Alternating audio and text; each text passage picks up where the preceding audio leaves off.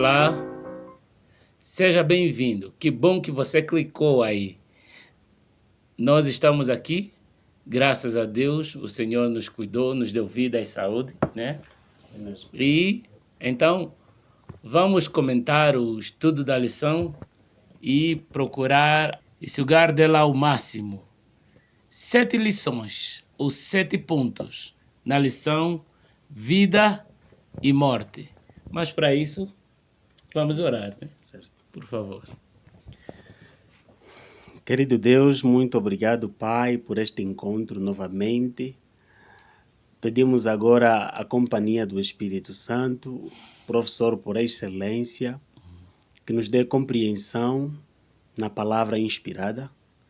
Por favor, Senhor, e que também o nosso irmão, a nossa irmã ali do outro lado, tenha compreensão sobre o estudo da lição desta semana.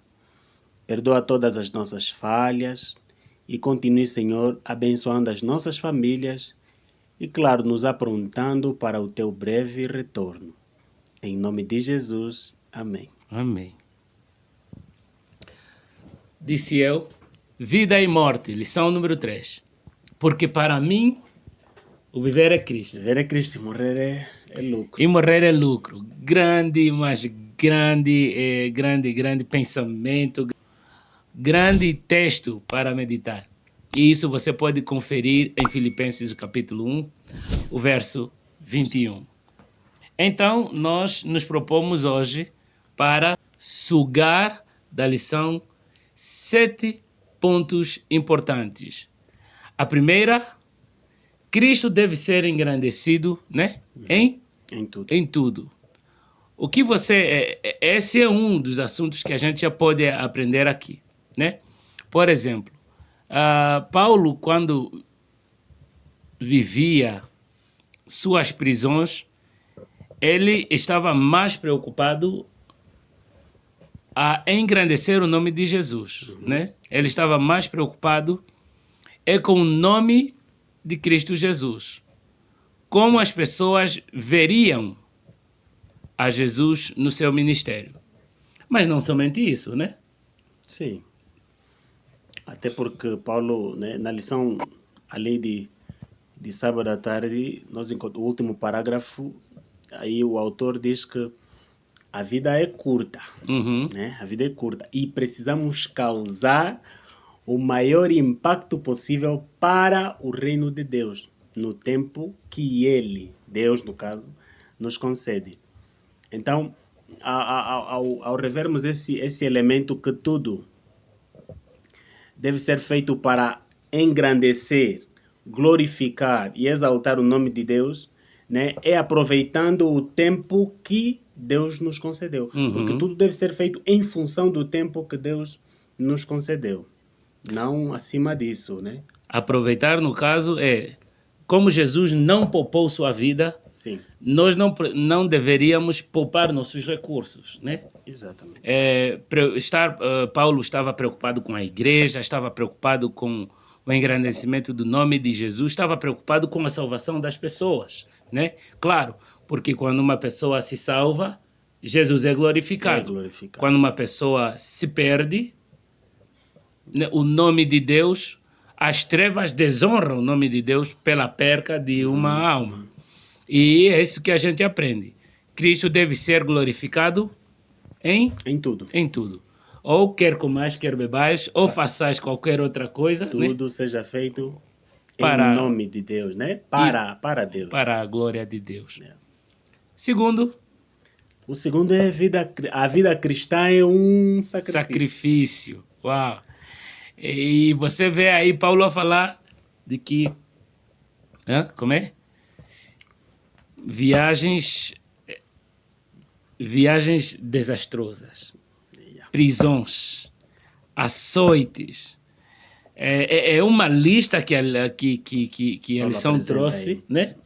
E o próprio Paulo fez questão de mencionar essa lista como que a vida do cristão verdadeiramente né? É um fato de que a vida do cristão não é a todo tempo pão e água, pão e gasosa, né? Como eu tenho um amigo que fala, A vida não é feita de pão e... Como é? Ele fala bolo e gasosa. Bolo e Né? gasosa. Toda hora festinhas, né? A vida cristã, ela é um sacrifício, né? Sim, porque ela, né, no caso, não é um mar de rosas, né? Como se diz por aí. Mas nós conseguimos aqui também entender... Paulo faz o autor da lição faz uma abordagem que Jesus não poupou nada para nos salvar. E Paulo estava disposto a gastar e a se deixar gastar em favor dos irmãos na fé. Uhum. E isso envolveu todo o sofrimento que ele teve que enfrentar.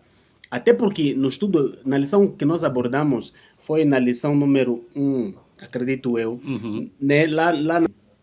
Eu acho que é Atos, quando Jesus manda Ananias Ananias, ir sim. ter com Paulo, ele diz que vai para que eu mostre a Paulo os sofrimentos que ele tem que passar em meu nome. Então, aqui estamos a encontrar um Paulo que se doa para a causa do mestre. Né? Ele, obviamente, a esperança estava em Paulo. Ele sabia qual seria a recompensa por aquilo que ele estava a fazer. Daí o verso áureo. O verso áureo e eu diria o bendito verso áureo. Yeah. E me admira muito essa capacidade de discernimento espiritual que Paulo tinha, né? Eu até chamaria de potência espiritual que Paulo tinha, né? Para mim, o viver é Cristo. Morrer é lucro. Oxa! Por que eu fico sem palavras? É porque me deixa mesmo sem palavras. Deveria ser assim a nossa vida, né? Dar a nossa vida para que os outros sejam abençoados, né? Nós normalmente não abençoamos os outros com nossa vida. Até às vezes é o contrário. Amaldiçoamos os outros com nossa vida. Tudo que fazemos, tudo que falamos, tudo que pensamos e olhamos é mais prejudicial aos outros do que benéfico. E Paulo ainda fala, né? Eu estou entre a vida e a morte, ou seja, eu estou entre querer viver e querer morrer. Mas se para ter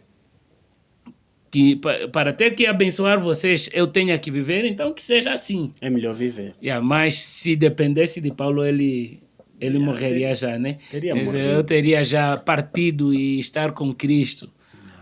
E é isso que a gente pode aprender, né? Que a vida cristã, ela é um sacrifício. Né? É um sacrifício nas questões de tribulação, mas também nas questões de doação, né? Se doar para que os outros sejam abençoados, assim como Paulo fez. Nós temos que entender, né, que existem armas espirituais que precisamos ter em conta para vencermos as dificuldades. Tiago fala que não existe prova acima da nossa capacidade de suportar. Ou então, Deus não nos dá prova que nós não tenhamos não temos a capacidade de suportar. Então, tudo o que aconteceu com Paulo é porque Paulo tinha a capacidade para suportar. Aliás, Deus deu a Paulo a capacidade para suportar todas as provas que ele enfrentou, né? E Paulo toma então a posição: eu vivo por Cristo. Se tiver que morrer, isso é nada mais, nada menos que um lucro, em função daquilo que eu vou fazendo. Até podemos criar um elemento assim muito bom. Paulo vê trabalhar para Cristo como um negócio. Né? É um negócio. Trabalhar para Cristo é um negócio. E tem resultados. Quais seriam os resultados? Ganhar alma para Cristo. Esse é um resultado. E qual é o lucro disso? É morrer. Mas morrer por quem? Por Cristo. Por quê? Porque Satanás, claro, a Bíblia diz que o inimigo anda em derredor à procura de quem possa tragar. Desde o momento que nos colocamos na posição, ou então ao lado de Jesus, Satanás é nosso inimigo. E nós não fizemos nada para merecer a inimizade dele. Mas desde o momento que escolhemos servir a Jesus, aí colocamos a linha. É inevitável não ser inimigo de Satanás. Exatamente. Dentro do conflito, usar armas armas ou usar a arma mais poderosa. E qual foi então a arma mais poderosa que a lição trouxe aí? Bem, Entre as várias, entre claro. as várias armas que a lição nos trouxe, né, uma delas que eu encontro aqui é o estudo da palavra. O estudo da palavra é uma arma, né? Porque quanto mais estudarmos a palavra, nós entendemos que recebemos força de Deus para podermos ter vitória sobre qualquer uma dificuldade que nos sobrevenha. Inclusive sobre os nossos próprios desejos. Exatamente. Né? Vitórias sobre o pecado. E porque a palavra de Deus, ela foi usada por Paulo. Quando eu digo usada, não simplesmente falada, sim, mas vivida, né? Deus, quando Jesus disse que ele estaria com Paulo, Paulo nunca duvidou dessa palavra. Sim. Então sabia de que tudo que ele estava fazendo não era simplesmente aprovado, mas é porque Jesus estava com ele, né? E é isso que a gente precisa aprender e viver. Quando os nossos planos estão ligados, correlacionados aos planos divinos, então sabemos que toda a promessa de Deus se cumpre em nossa vida, principalmente aquela: eis que estou convosco todos os dias, né? Até a consumação dos séculos. A palavra de Deus, ela é cheia de promessas. Ao que vencer lhe darei, ao que vencer lhe darei. O Senhor também diz que confessai os vossos pecados. Ou seja, ela é um pão completo, é um pão integral completo. E é a arma mais poderosa que poderia ser usada, né, dentro do grande conflito. Por quê? Porque, afinal, esse conflito é um conflito de ideias. Sim. Né? Sim. É um conflito de ideias. E Jesus apresenta a sua ideia, o seu plano, a sua palavra, e Satanás também apresenta a sua. E nós, dentro desse conflito, só temos balancear e depois decidir. Sim.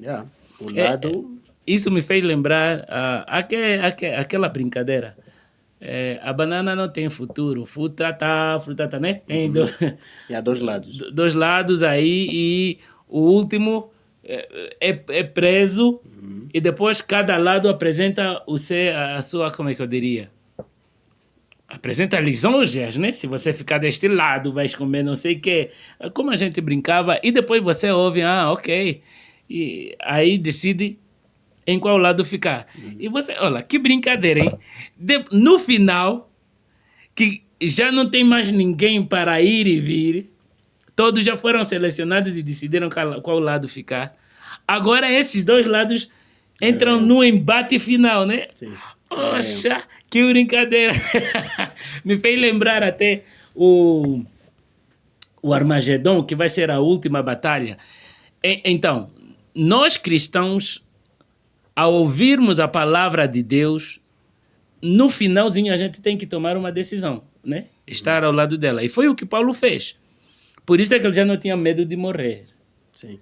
E nós temos medo de morrer? Isso é mais que óbvio, né? A nossa espiritualidade não nos permite... Aliás, o nosso nível, eu diria assim, de espiritualidade não nos permite entendermos que a morte é ganho. Nós não conseguimos encarar a morte como um ganho. Nós vemos a morte como alguma coisa... perdemos. Tanto é que hoje é só vermos como é que as pessoas choram quando alguém né, morre. Independentemente das condições em que a pessoa morreu. Você pode até morrer com Cristo, assim, né? No nosso ponto de vista humano, entendemos que morreu com Cristo. Ainda assim, as pessoas choram como se tivesse morrido sem Cristo. Como se tivesse garantido a morte eterna. Claro. Então isso significa que ainda não estamos bem com Cristo. Não.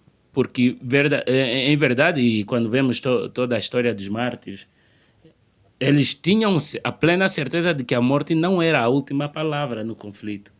Sim. E que morrer mesmo era lucro. E era verdadeiramente lucro, velho.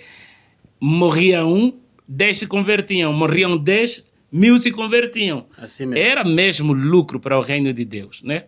Já falamos aqui um pouco, mas podíamos ampliar. O quarto ponto, né, é que a minha vida deve ser uma bênção para os outros. Certo. Nesse ponto aqui, eu estava aqui a ver um aspecto que a lição nos trouxe.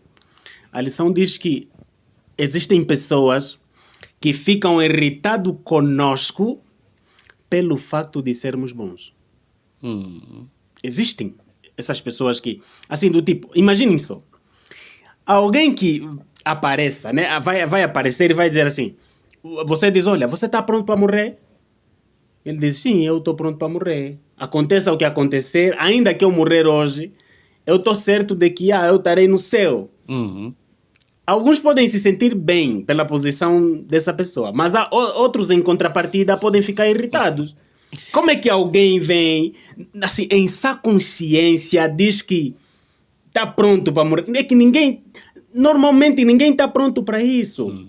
E as pessoas viam, alguns se sentiam irritados com a posição de Paulo.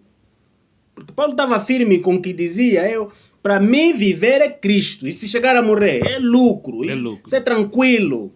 E quando a gente lê, né, esse ponto aqui da bênção, eu fico também sem palavras como ele via a vida dele em relação a dos outros, né? A partir já do verso 22 para baixo, ele diz assim, mas se vivo na carne, isto é fruto do meu trabalho. Isto é o fruto do meu trabalho, não sei. Então, o que devo escolher? Claro, para mim morrer é ganho.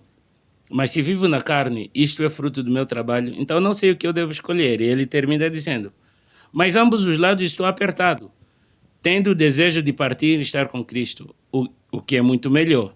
Claro, vou descansar, né? Claro. Todavia, permanecer na carne é mais necessário a vós. Uau!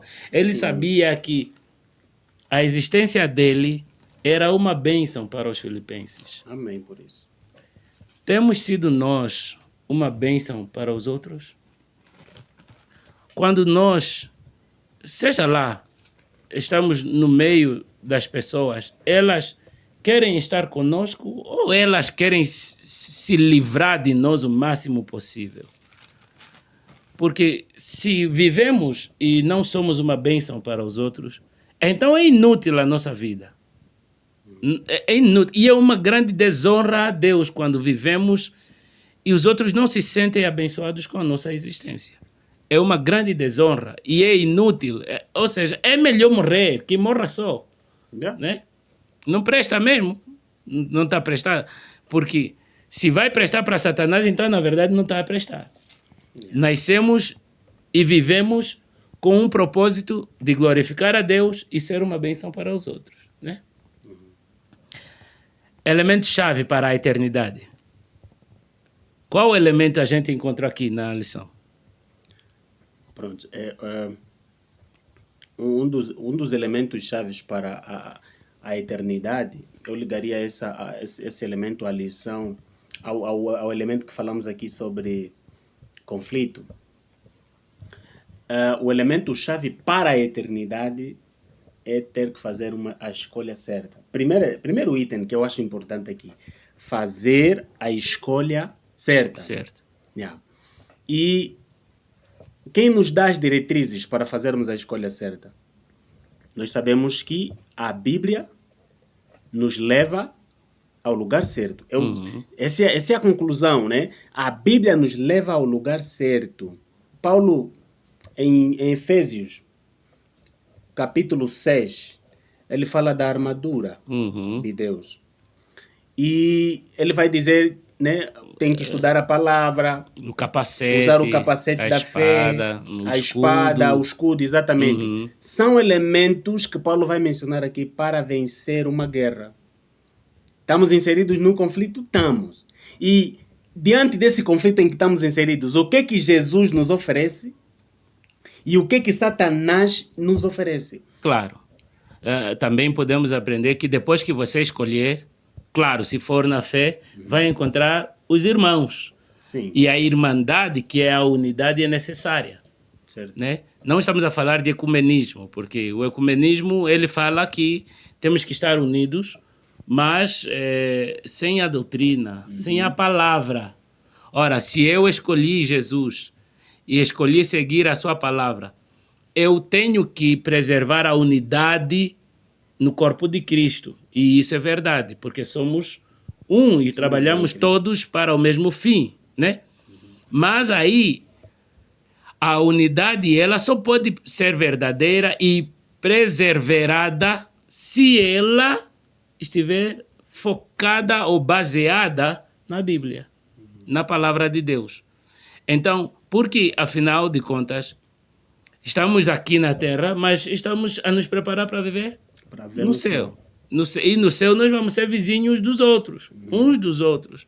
Se não soubermos viver unidos aqui com os outros, com certeza prontos para estar no céu. Não haverá eternidade para nós. Certo. Talvez o sexto, a expansão do Evangelho também depende dessa união, né? Sim, porque eu creio que na palavra, né? A Bíblia diz que onde tiverem um ou dois, Jesus diz que ali estarei. Essa já é uma garantia de que a união faz toda a diferença. E é a mesma Bíblia que vai dizer, andarão os dois juntos não tiverem de acordo. E a Bíblia ainda vai dizer, é melhor dois do que um. Melhor estarem dois do que um. Né? Isso não se resume só no casamento. Normalmente usamos muito esse texto para o casamento. Sim. Mas também nós vamos usar esse texto para a missão. Há um dos textos bíblicos, eu só não estou recordado, mas fala que Jesus comissionava os discípulos em duplas. Eles iam em dupla para pregar. Isso porque a Bíblia quando vai dizer melhor andar em dois do que um, melhor estar em dois do que um, diz assim, se um tiver frio, outro aquece. Se um cai, o outro levanta. Então essa é a ideia. A unidade nos ajuda mesmo a caminharmos para o céu. Porque o céu é um lugar onde as pessoas vão estar juntos. Então, nós já precisamos começar a viver essa realidade já aqui na Terra. Amar os outros. Jesus quando vai dizer ama o teu próximo tal como amas a si mesmo. Isso é um elemento importante. Tenha prazer em estar com os outros. Verdade. Existem pessoas que não conseguem, é incrível, não conseguem ficar perto dos outros. Tudo o que os outros fazem incomoda, é perigoso. Se nós temos essa atitude, não estamos prontos para vivermos no céu.